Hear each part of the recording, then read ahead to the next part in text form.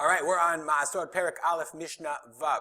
We're going to continue our discussion of what is goren for Maasrot. What's considered hava'al legoren, so that you're no longer able to eat achilat arai. If you don't know what I'm talking about, go back. If you're just learning this Mishnah, go back and watch Mishnah and study Mishnah Hey. Says the Mishnah, hapered v'hatzimukim. Okay, pered are, what is pered? The pared means separate. Hafrada. Hafrid means to separate between different things. So what is pared? They would take the rimonim, the pomegranates, and then separate the seeds. And those dry pomegranate seeds, kuriyin pered. They're called pered because mafridim otam. Never had dried pomegranate seeds. We should probably try that. So pered, dried pomegranate seeds, vatzimukim, dried raisins, karuvim, carob. When are those considered goren for the purposes of maaser? Mishiamid arema, when you put them in a pile. Habit salim, and it's obviously all these things are, by the way, after you've dried them. So you can eat. If I take a pomegranate and I'm intending to dry it out, that's not considered gemar melacha. It's not ready to eat, so I can eat it achilat arai until they're already dried out, and I put them in the pile. Habit salim mishi yipakel. Onions yipakel yikmo yikalef, like you peel. Kilomar mishi asim aleim aklipot haraot. There are all kinds of these outer layers. You take off the outer layers that are not edible, that are not sellable, until you have the onion you have. And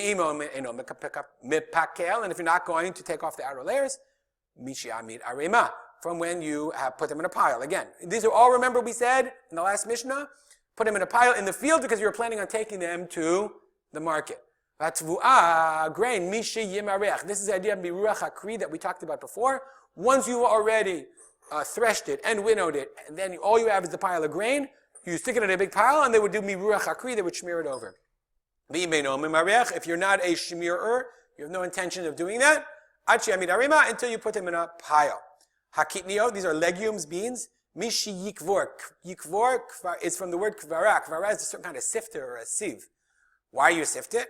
Because you pull them out of the ground, imafar, with the dirt. Therefore, you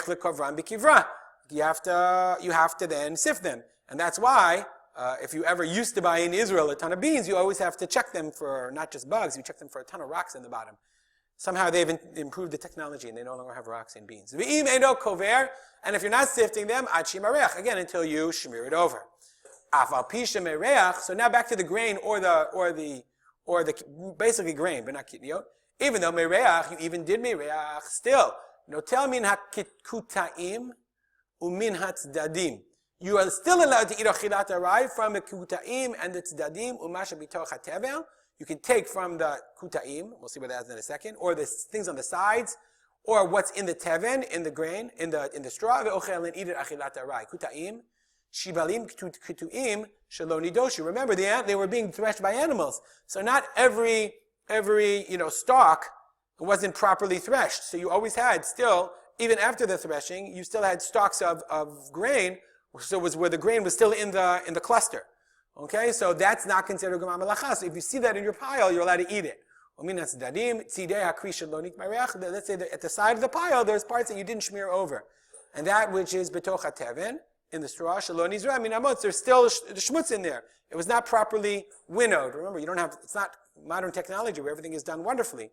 So those things are still not considered gemar melacha, and therefore a person can still eat them achilat arai. We'll stop here.